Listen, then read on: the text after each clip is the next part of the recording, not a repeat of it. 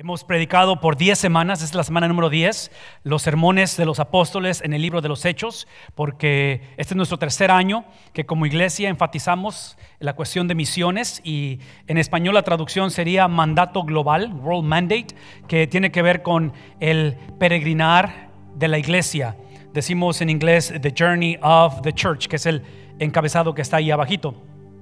Y en esta experiencia de poder servir a Dios a través de enviar y como iglesia representar el evangelio y llevar el evangelio a las naciones, este domingo es un poquito diferente porque muchos de nuestros hijos el día de mañana estarán yendo a la escuela. Yo sé que muchos de los maestros ya están en la escuela o van a regresar a la escuela pronto. Algunos de nuestros muchachos de colegio entrarán a la escuela dentro de una semana. Pero lo que queremos hacer este domingo es simplemente enfocarnos un poquito en esta etapa en la cual creemos que nuestros hijos, creemos que nuestros maestros, creemos que nuestras comunidades, conforme regresan a la escuela, están entrando precisamente a esta experiencia de ser misioneros, a esa experiencia de entrar a un campo en el cual Cristo es necesario, el evangelio tiene que ser predicado, la presencia de ellos. Pablo dice que somos aroma fragante en medio de una cultura en la cual necesita escuchar del evangelio. La cosa es que si ellos, si nuestras jóvenes, si nuestros maestros, nuestros directivos, si ustedes en su diario vivir regresan a la oficina mañana, o las que tienen el privilegio de estar en casa, los que se quedan en casa, si ese es nuestro campo misionero, ¿sí? Hemos hablado de personas que van a otros países, a otras naciones. Ahorita al finalizar el culto estaremos escuchando un testimonio de lo que vienen siendo misiones domésticas. Hablamos de misiones foráneas a otros países, misiones domésticas aquí en Estados Unidos, pero vamos a hablar de misiones locales, o sea, de lo que está pasando aquí en nuestra comunidad. Y si eso es lo que vamos a hacer, una de las cosas que es inevitable es que una de las, podríamos decir, en inglés sería la palabra unspoken rules, de las cosas no habladas que existen en nuestro mundo, es que hoy en día se nos está invitando o se nos está pidiendo que conforme entramos a estas etapas de escuela, de trabajo, de matrimonio, cualquiera que sea la experiencia, que entremos con una mentalidad abierta en la cual incluyamos a otros, en la cual no nos ofendamos unos a otros, que no marginicemos, que no marginalicemos a nadie, que no traigamos diferencias étnicas o estatus legales en el país, cosas por el estilo, lo cual no estamos en contra de ello. Pero el problema con esta cuestión de igualdad que estamos tratando de promover de cierta manera como cultura es que en un momento dado tratamos de crear una mentalidad en la cual no debe de haber diferencias, una mentalidad en la cual hasta cierta manera la meta no es aceptarnos unos a otros, la meta es celebrarnos unos a otros. Inclusive el reto para muchos es de que diferentes aspectos de legalización de cosas, de preceptos, de leyes están siendo implementadas en nuestro país, de las cuales en un momento dado, en el nombre de incluir a otros, terminamos violando leyes divinas. Y otra vez estamos en una cultura en la cual se ve como algo prohibido y como algo negativo si acaso te opones a cierto tipo de prácticas que en un momento dado etiquetan o van a marginar a alguien. El apóstol Pablo va a hablar este sermón del capítulo 20 en Hechos, en ese concepto, en esa estructura. Y a lo que estoy hablando es de que en un momento dado, cuando inicia esta nueva etapa escolar, cuando los muchachos regresan a la universidad, cuando los padres vamos a trabajar el día de mañana, la pregunta es, conforme entramos a ese tipo de culturas o de subculturas, ¿cómo navegamos esto cuando... No sí, pero cuando se hace presente la oposición? El capítulo 20 de Hechos es el sermón dado de Pablo, el cual es un poquito diferente al de la semana pasada y antepasada, porque semana pasada y antepasada estaba hablando a los griegos, a los romanos, a los judíos. Ahora está hablando a cristianos. Está hablando directamente a los cristianos, lo cual es interesante para mí porque cuando él habla a los cristianos es ahí donde encuentra la mayor oposición. Es irónico, ¿no es cierto? El apóstol Pablo encuentra su mayor oposición entre cristianos. Y muchas veces nuestra vida así es caracterizada. Encontramos la mayor oposición en medio de las personas de las cuales menos deberían de oponerse a nosotros. Las personas que más les confiamos, las personas a las cuales nos entregamos, son las que terminan en un momento dado ya sea traicionándonos, ya sea causándonos un dolor que nunca pensábamos que íbamos a experimentar, de tal manera que la pregunta es cómo navegamos, cómo ejerzo este llamado a ser un misionero en un momento en el cual existe este contexto de rivalidad, de disensión, de etiquetarnos unos a otros o de constantemente recordarnos los errores que estamos teniendo unos para con otros. Pablo lo experimenta en el contexto de la iglesia de Cristo. Y es ahí donde Pablo, en el capítulo 20, versículo 17, él inicia diciendo lo siguiente. Tiene una Biblia, vean lo que dice. Desde Mileto es que Pablo manda llamar ¿a quién? La palabra en inglés es la palabra elders, la palabra ancianos gobernantes. Esta palabra es la que implica como pastor, obispo, alguien que está supervisando, alguien que está gobernando la iglesia. Entonces lo que está haciendo Pablo es que está llamando a los que están en cuestión de dirección, directiva, aquellos que han sido llamados y puestos en una tarea o en una responsabilidad de servicio y de autoridad. Obviamente los trae en el contexto de ¿qué? En otras palabras, el llamado que la persona pueda tener, la tarea que la persona puede ejercer es en el contexto que es afirmado y creado por y para la iglesia. ¿Sí me explico? En otras palabras, estas dos palabras no pueden ser divorciadas. No puede existir el caso de que alguien sienta un llamado fuera de la iglesia. La iglesia es quien lo afirma, la iglesia es quien lo alimenta, quien lo nutre y es para ello. Entonces, en ese contexto de disensión, de diferencias, en el contexto en el cual, inclusive el capítulo 20 de Hechos, es el capítulo en el cual Pablo, la próxima semana lo vamos a ver esto, Pablo se va a despedir de la iglesia. Se está despidiendo de los hermanos y su preocupación es precisamente de que las divisiones que hay entre ellos y de ellos para con Pablo inicia a este tipo de liderazgo. Entonces, una vez más, piensen en cuestión de muchachos yendo a la escuela, nuestros jóvenes regresando a sus trabajos o ojalá acá consigan un trabajo, nuestros hijos eventualmente casándose o recién casados. ¿Cómo operar, cómo funcionar en el contexto donde en un momento dado la estructura o el liderazgo de la nación, del país, de la iglesia, del hogar no es la más saludable, pero tengo que ser parte de ello? Y la falta de salud o la falta de una estructura buena me está afectando. ¿Cómo lidiar con ello? Sí, lo que Pablo empieza a hablar de esto es que él empieza a hacer una distinción entre lo que es la función y la esencia. Cuando él habla acerca de ancianos, gobernantes o de obispos o pastores y la iglesia, no está implicando que esto viene siendo lo que en inglés decimos varsity y esto es JV. No está diciendo que estos son los mejores y estas son las fuerzas especiales y este es el soldado raso, el del montón. No es lo que está implicando. Lo que está implicando es que en la iglesia, en la estructura de la iglesia, en la estructura de organizaciones, tenemos personas, como es en el hogar, como es en el trabajo, como es en la sociedad, donde la función es diferente, pero su diferencia no marca diferencia o no hace diferente a las personas en esencia. El valor es exactamente el mismo. ¿Sí me explicó? Entonces, por ejemplo, hoy en día tenemos el famoso hashtag #MeToo movement. ¿Saben de qué estoy hablando? ¿No? ¿Sí? ¿Saben de qué estoy hablando? En el cual están pidiendo que, en este caso, otra vez la opresión, el abuso, ese tipo de cosas salgan a flote y que no se permita más de ese abuso, porque aparentemente hemos encontrado a través de la historia, a través de los gobiernos, a través de los hogares, a través de las iglesias, que personas que ejercen una función de autoridad han abusado y han actuado como que si ellos, en esencia, fueran mejor que otros. Entonces, muchas de las veces como esposa, someterme a un esposo, ¿cómo le hago para respetar la función de él cuando en esencia somos exactamente lo mismo delante de Dios? ¿Me explico? ¿Cómo navego esas diferencias? ¿Cómo le hago en un momento dado para que nuestras diferencias, vean esto, nuestras diferencias sean celebradas en lugar de ser usadas como motivos de división o motivos de opresión? ¿Cómo le hago para que en un momento dado el hecho de que mi hija y mi nieto son o tienen el mismo valor que yo tengo, el hecho de que seamos lo mismo en esencia no implica que me van a faltar al respeto como adulto? ¿Sí me explico? O en este caso el alumno con su maestro, o en fin, donde lo encontramos. Sí, lo que Pablo nos está llevando a pensar una vez más en este navegar de conflicto es que tiene que recordarnos que en un momento dado esta función, ¿sí?, es diferente, la cual a la luz de la Biblia es obvio que como esta es la iglesia de Cristo y estos ancianos han sido posicionados, han sido llamados, han sido seleccionados por Cristo, el contexto de todo su liderazgo, la iglesia, es en un contexto de servicio. ¿Sí? Inclusive, si ustedes observan el término o la descripción bíblica que se le da a Cristo, que es un conflicto para la iglesia en este tiempo, para el pueblo de Dios en el Antiguo Testamento, es el término de Isaías capítulo 53, el siervo, ¿qué cosa?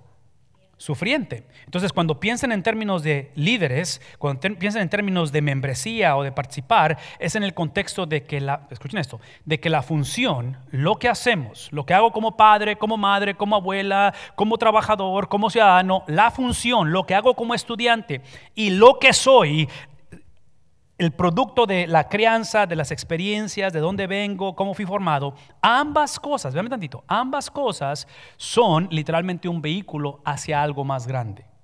En otras palabras, lo que Pablo está diciendo es esto: conforme llamo a los ancianos como apóstol, y muchas de esas iglesias fueron plantadas por él, ¿sí? Conforme hablo a la iglesia, lo que estoy tratando de hacer es que la iglesia entienda, la gente entienda que nuestras funciones, lo que hacemos, que nuestra esencia, lo que somos, no lo veamos como la meta. Si la conversación inicia con lo que yo he hecho por ti y cómo tú me debes a mí, porque, o sea, todo lo que he hecho por ti, ¿sí explico? Si la conversación inicia con que tú sabes quién soy yo, tú sabes la educación que yo tengo, tú sabes cuánto dinero gano, si empieza contigo la conversación, en lugar de que el tú, el yo, lo que hago y lo que soy, sea el vehículo a algo más grande, ¿sí? El problema va a ser bastante serio. Entonces Pablo lo que está tratando de hacer es está tratando de movernos sin violar este principio que es divino, entre paréntesis.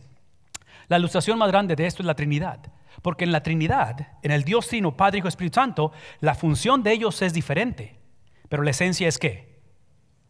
¿Me explico? Entonces es el ejemplo supremo de ello. Pero estructuralmente, a nivel iglesia, a nivel familia, se aplica todo ello. Pero una vez más, esto, lo que hacemos y lo que somos, es simplemente un vehículo. En inglés decimos means to an end.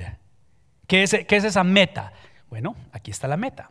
La meta, obviamente, es que cuando llegaron ellos, cuando llegaron los ancianos, los líderes, y aquí es donde Pablo empieza el sermón, empieza a hablarle a cristianos, a los líderes, y dice: ustedes, ¿quiénes son ustedes? Los ancianos, ustedes saben, ustedes están conscientes de ello, de cómo es que yo, ¿qué? Sí, Pablo no está diciendo esto, hablando con los líderes de la iglesia. Ustedes saben y conocen mi teología. Ustedes saben, ustedes entienden mi predicación, todo lo que les he enseñado, todo lo que les he dicho, toda la manera en que les he llevado a cabo la enseñanza del Antiguo Testamento, a la profecía de Cristo. Sí, Pablo no se conforma con simplemente doctrina. Y hoy en día cometemos el error de ver la doctrina o de ver la palabra de Dios literalmente como la meta. Por mucho que apreciamos y reconocemos la inspiración divina de este libro, nosotros no adoramos la Biblia. ¿A quién adoramos? Al Dios que nos dio la Biblia. ¿Me explico? Y muchas de las veces lo que hacemos es esto, que cuando empezamos a crear una defensa, cuando tratamos de educar a nuestros hijos, nos conformamos con que simplemente nuestros hijos no tanto se comporten, sino nada más con que, ¿qué cosa? Sepan.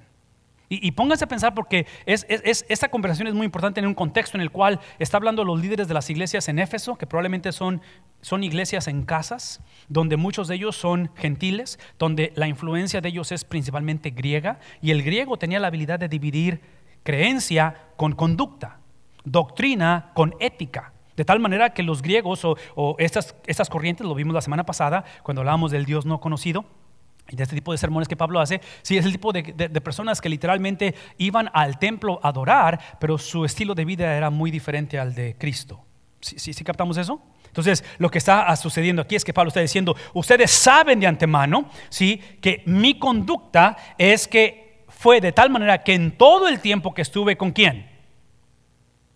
Todo el tiempo que estuve con ustedes. En otras palabras, Pablo no se conforma simplemente a ser sabido o conocido o reconocido por lo que escribió. No se conforma simplemente porque les dijo: hey, síganme en Twitter, síganme en Instagram, y se van a dar cuenta quién soy. Pablo pasó tiempo con ellos desde el primer día en que vine a la provincia de Asia. Una vez más, si lo que hago y lo que soy es el vehículo hacia algo más grande, lo más grande es que la gente sepa mi conducta en el contexto de comunidad. La meta de lo que hago y la meta de lo que soy tiene que ser, ¿qué cosa? No una mejor versión de lo que soy, no simplemente que sea una mejor persona, me comporte mejor, se me quiten ciertos hábitos, lengüita, ojalá la pueda controlar, el temperamento, ojalá finalmente con terapia, eso es importante y ojalá las cosas cambien. Pero la meta, está diciendo Pablo, de la función que ustedes ejercen como ancianos gobernantes, El papel que ustedes desempeñan como iglesia en un mundo en el cual es anti-iglesia, está diciendo Pablo, es simplemente que el mundo sepa que ustedes caminan, viven, piensan, procesan, hablan, sienten como Cristo Jesús. Esa es la meta. Entonces, en el contexto de diferencias, y cuando el hijo regresa a la escuela, a la secundaria, a la universidad, o anda de novio, o se va a casar, esta tiene que ser la meta. Porque si esta no es la meta, lo que va a terminar haciendo el hijo o la hija en su vida de noviazgo o de matrimonio es que va a exaltar ¿qué cosa? El papel que él juega en esa relación. Va a exaltar ¿qué cosa? Lo que él piensa que es en la relación. ¿Sí captamos lo que está diciendo? Entonces, en la cuestión de la consejería matrimonial o relacional, es simplemente ayudar a clarificar esos puntos. De que independientemente lo que has hecho, bueno o malo, no define quién eres. ¿Quién define lo que eres? La persona que define mi esencia es ¿quién? Siempre y cuando mis acciones y mi carácter se alineen ¿a quién? En otras palabras, Cristo no define mi esencia simplemente teniendo la doctrina de Cristo. Porque esta es la realidad. Los demonios, ¿conocen? ¿Sí? Pero no hacen, ¿sí me explico? No hace ninguna diferencia. Entonces, tenemos que ser la generación que la meta sea similitud a Cristo. ¿Qué es la similitud a Cristo? Esta es la similitud a Cristo. Versículo 19. Es simplemente la similitud a Cristo es ¿qué? Vean la primera palabra o la segunda palabra. Es un verbo. Similitud a Cristo, una vez más, es un verbo, es acción. ¿Qué es? Es una vida ¿de qué?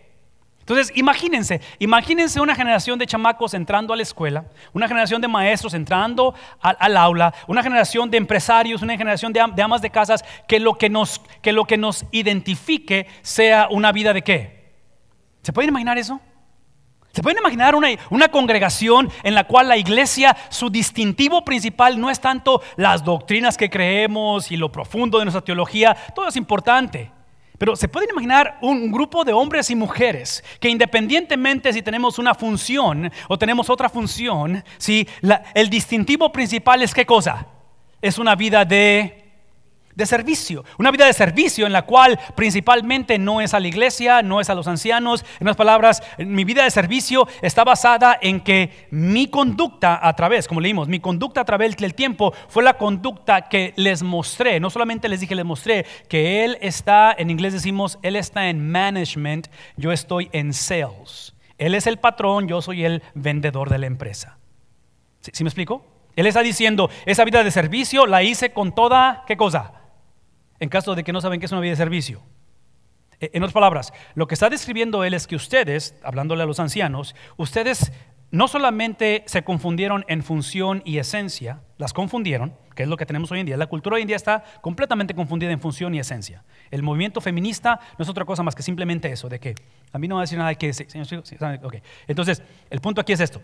El punto es de que Pablo está diciendo, no solamente se han confundido, pero tristemente, ¿qué sería lo opuesto a esta palabra? Pride, orgullo, soberbia. El momento en que confundes función y esencia y el momento en que ves lo que haces con lo que eres como la meta en lugar del vehículo a la meta, es el momento en que esta palabra automáticamente existe. Inclusive una característica de la soberbia es que típicamente la soberbia, no típicamente, todo el tiempo la soberbia es como la avaricia. ¿Saben lo que es la avaricia? La palabra es greed en inglés. Nadie ve la avaricia en el espejo. Siempre decimos, no es que yo soy bien luchista. Es lo que decimos. Lo mismo con la soberbia. Nadie ve la soberbia en el espejo. ¿Sí me explico? Entonces Pablo está diciendo, el antídoto a la soberbia es una vida de servicio en la cual él es el patrón, yo soy el trabajador, el servidor, y la hice con humildad. Es interesante porque aquí estamos hablando no solamente de función y de esencia, pero escuchen esto, estamos hablando de la función y estamos hablando de la esencia de Cristo, porque ya dijimos que la meta es similitud a Cristo, ¿verdad? Entonces, en todo argumento, escuchen eso, en todo conflicto que mi hijo enfrenta en la escuela, los derechos que potencialmente pueden ser violados en la universidad o en su matrimonio está en problemas, siempre que iniciemos con nosotros, con mis derechos, con lo que yo soy, ¿sí? Aquí el punto es que la función y la esencia tiene que ser la de Cristo. Por eso es que cuando él habla de servicio en humildad, esta palabra humildad solamente es dada o descrita o aplicada a dos personajes en toda la Biblia. Y la Biblia es un libro de muchos libros, con una historia muy vasta, con infinidad de personajes y de autores y todo ello, pero solamente dos. ¿Saben quiénes son? Uno es Moisés y el otro es Cristo. Entonces Pablo está diciendo, al final de la conversación, tanto lo que hago como lo que soy, los he sometido a vivir en similitud a Cristo, donde ustedes saben que lo que me caracteriza no es mi autoridad como apóstol, lo que me caracteriza no es mi habilidad de predicar o de plantar iglesias, es una vida de servicio en la cual me pongo en la misma característica de Moisés y de Cristo. De tal manera que dice él, esta es la razón por qué. Esta es la razón por qué me pongo, porque ahora es con qué cosa. Es con lágrimas. Ha sido con lágrimas, ha sido con un pesar de haber sido sometido a duras pruebas, no por los griegos, no por los paganos, no por los romanos. ¿Por quién? Por mi propia gente, por aquellos que amé, por aquellos a los cuales fui llamado, por aquellos por los cuales Cristo mismo vino a la casa de Israel primeramente y lo rechazaron. ¿Qué creen que hicieron conmigo? En otras palabras, lo que está explicando Pablo es de que esta humildad, literalmente, que se practica no por lo que sufrimos y las pruebas, pero humildad como el preámbulo a lo que llamamos el sufrimiento. En otras palabras, en el momento en el cual veo mi papel, mi tarea, mis responsabilidades como madre soltera, como abuela, y veo mi esencia, y ambas las someto a Cristo, esto va a ser inevitable. Pero la recomendación de Pablo y la invitación esta mañana es de que aprendamos a caminar en humildad antes que llegue el sufrimiento. Porque la humildad lo que va a hacer, va a preparar el camino a que mi vida de servicio sea ¿a quién? Porque lo triste de la vida es que muchas veces matrimonio, trabajo, estudios, muchas veces servimos con un sentido de entitlement, de servimos porque soy bueno, porque soy su mamá, porque me casé con él, pues ahora tengo que aguantarme, ¿sí? De tal manera que se nos olvida que el servicio es al Señor, que nos caracterice la humildad. Y entre paréntesis, humildad, escuchen esto, humildad es simplemente la habilidad de, a través del ejemplo de Cristo, estar en autoridad. Si nadie es Señor de la vida como Cristo, y en su humildad fue puesto en autoridad. ¿Sí captamos eso? En otras palabras, véanme tantito. Sí, no estamos implicando que esta humildad es simplemente dejar que la gente abuse de mí o me atropellen o hagan lo que quieran conmigo. Estoy hablando que esa humildad es la que en un momento dado me da la habilidad de cuando las lágrimas llegan, no si llegan, pero cuando llegan, cuando las pruebas duras llegan, no si se van a mí, pero cuando lleguen, ¿sí? Sea el tipo de situación en la cual vea el preámbulo del sufrimiento. ¿Por qué? Porque la meta fue Cristo desde un principio, no fue la función que yo ejerzo en el hogar o en la escuela o en el trabajo, ¿sí? No es tanto mi pasión por amar a mis hijos o amar el trabajo o luchar en esta vida. Fue Cristo desde un principio, de tal manera que lo que descubro cuando me uno a Cristo en su humildad y en su sufrimiento es que para Cristo el sufrimiento fue su, ¿qué cosa? En otras palabras, típicamente nosotros hemos cometido el error, y ellos lo estaban cometiendo, de que abrazamos el evangelio de la prosperidad sin realmente saberlo. Porque la mayoría venimos a Cristo para evitar ¿qué cosa?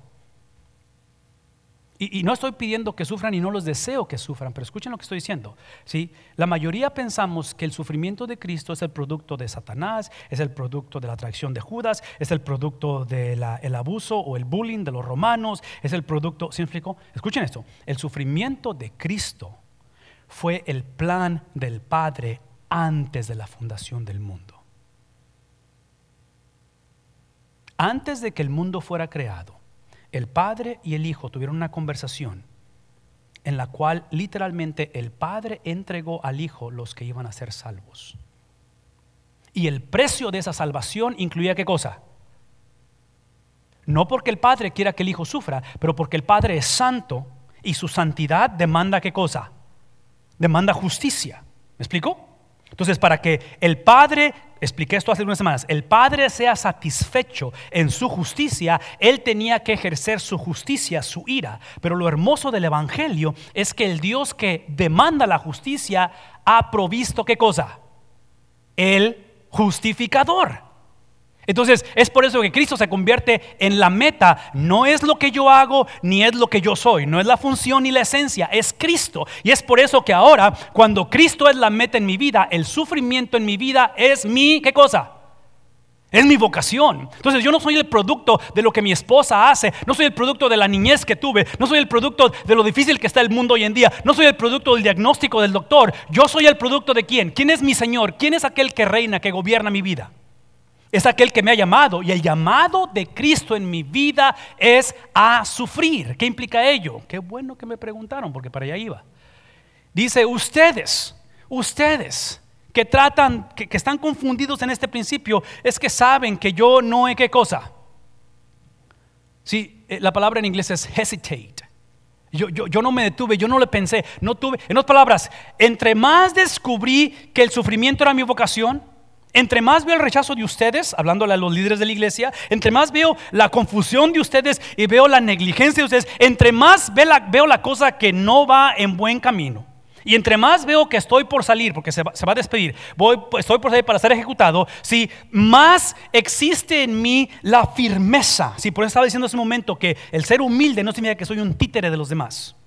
¿Sí me explico? En otras palabras, observen la firmeza. Nunca he vacilado. Nunca he tenido segundos pensamientos o que si se ofende, que si me deja, que si no, que si pierdo el trabajo, que si la maestra no quiere a mi hijo. No, él dice, no he vacilado en qué cosa. No he vacilado porque en este momento, como mi vocación es el sufrimiento, es ahora que mi vida no está, escuchen eso, no está exenta de sufrir. Mi vida ahora tiene un propósito porque sufro.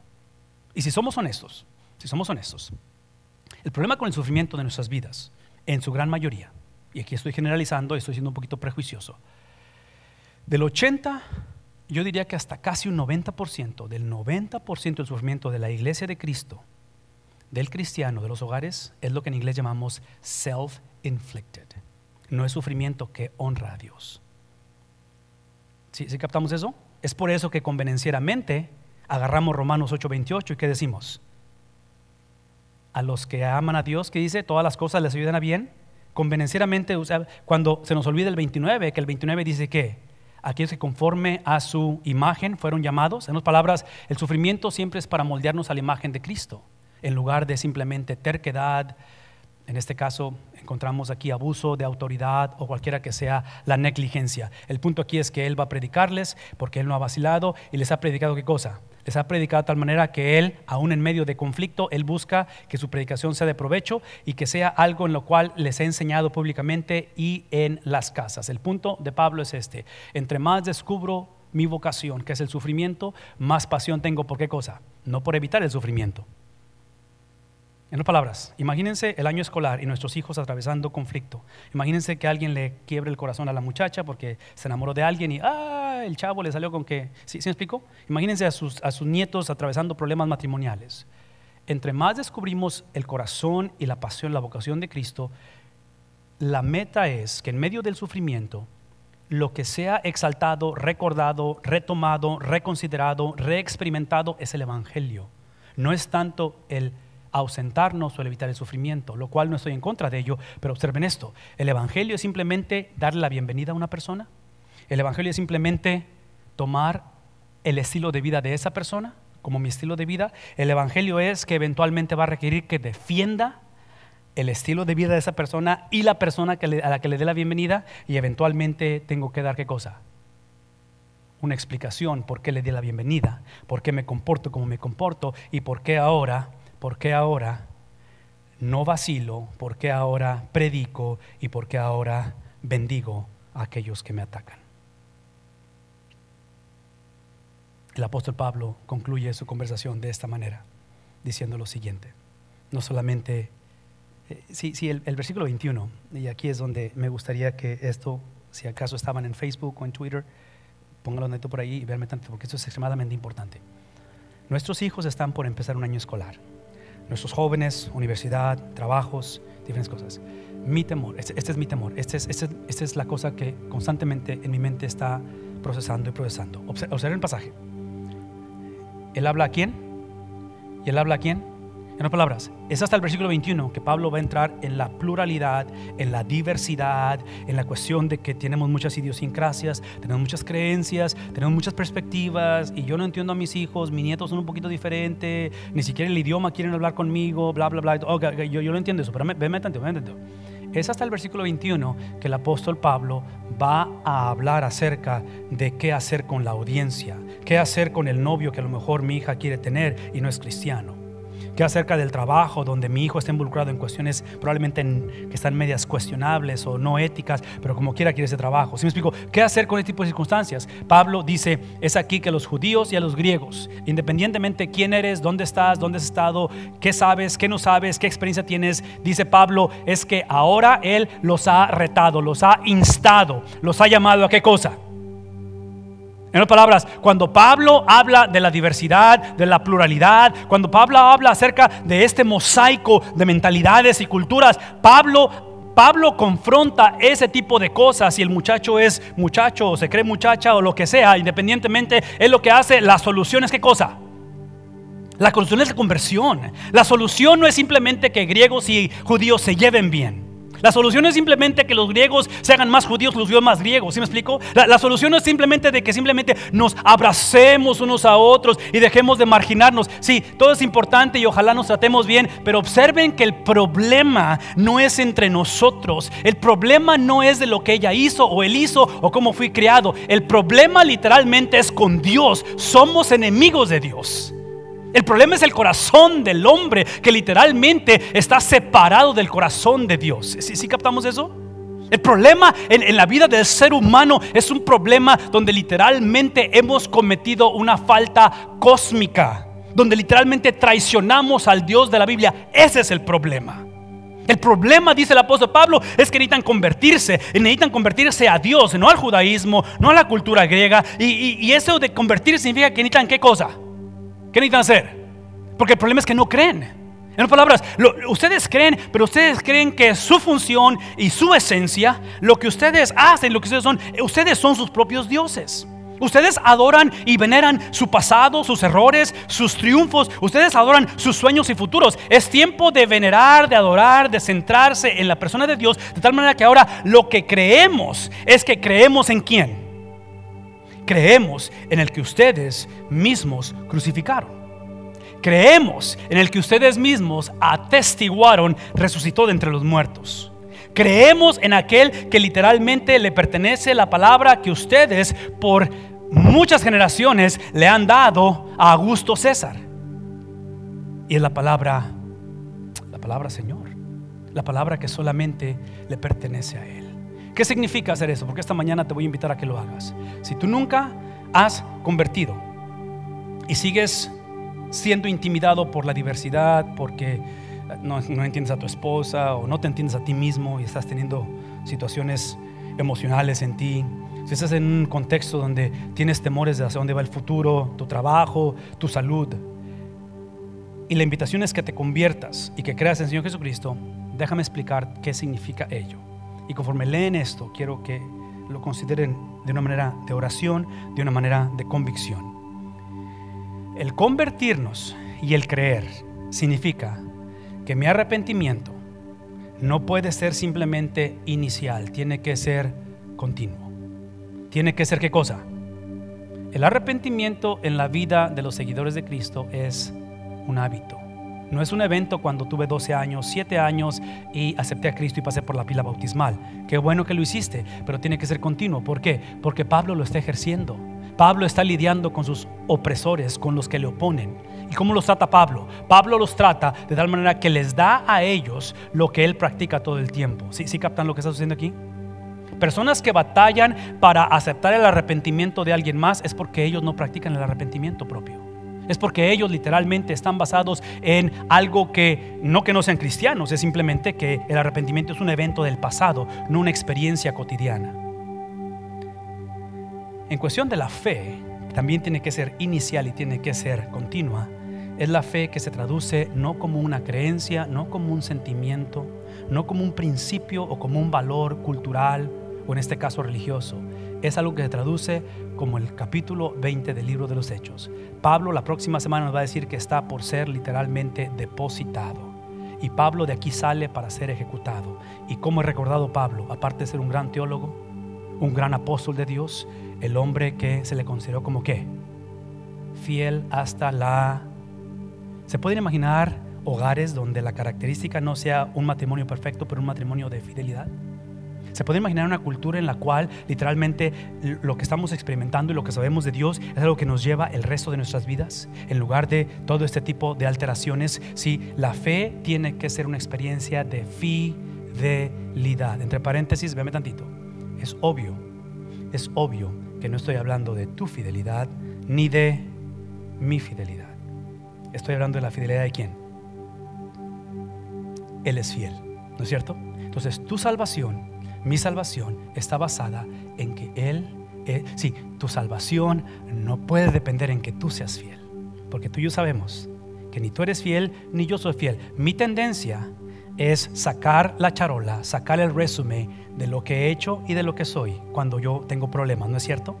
Pero ahora saco al Cordero Santo de Dios. Hablo del que fue inmolado, hablo del que fue delante de sus trasquiladores, en el cual que dice el libro de Isaías, que enmudeció y no abrió su boca. Ese es el fiel de Israel. Si hablamos de obediencia, una vez más, similitud a Cristo, ya que me he arrepentido como hábito, ya que estoy viviendo la fe como fidelidad, ahora todo lo que hago es simplemente ¿qué cosa? ¿Qué es lo que hacemos como familia? Sí, el problema de la desobediencia de nuestro mundo hoy en día no es la desobediencia. ¿Sabes cuál es el problema hoy en día de la desobediencia? Es que no tenemos problema con la desobediencia. Tenemos una generación que sabemos abiertamente que no estamos arrepintiéndonos como hábito y que no estamos viendo fielmente a Dios, que somos infieles a Dios y no tenemos problema con ello. Entonces tiene que ser una vida en la cual su obediencia sea su diario vivir. Y la última es que ahora sea una característica de ¿qué cosa? Porque es obvio que estas tres componentes de arrepentimiento, fe y obediencia no garantizan que la cosa va a estar bien. En otras palabras, me encantaría que el capítulo 20 de Hechos fuera el capítulo que dice: y Pablo habló con ellos, se arrepintieron, avivamiento, ¿sí? Los romanos se fueron y Pablo fue el pastor de la mega iglesia. No. ¿A dónde va Pablo? Me recuerda a alguien llamado Juan el Bautista. ¿Recuerdan a Juan el Bautista? Que está encarcelado y le manda a decir a Jesús: ¿eres tú el Mesías? ¿Y qué responde Jesús a Juan el Bautista, su primo? Oh no, sí soy. Y le empieza a hablar acerca de Isaías y las promesas de Isaías e intencionalmente quita la parte de la promesa de Isaías donde dice que los cautivos saldrán de la cárcel, porque está diciendo: no, yo soy el Mesías. Pero Juan, tu cabeza termina en ¿qué cosa? En charola de plata. Así termina la historia para Juan. Para Pablo, no en una charola de plata, pero decapitado. ¿Qué es el punto? De que el llamado es a ¿qué cosa? El llamado es a perseverar. ¿Por qué? Porque esa es mi vocación. Mi llamado es que cuando mis hijos, mis nietos experimentan la dificultad, no es tanto que sepan hacer lo correcto, que queremos que sepan, pero es que sepan conocer la perseverancia de Cristo en la vida de ellos.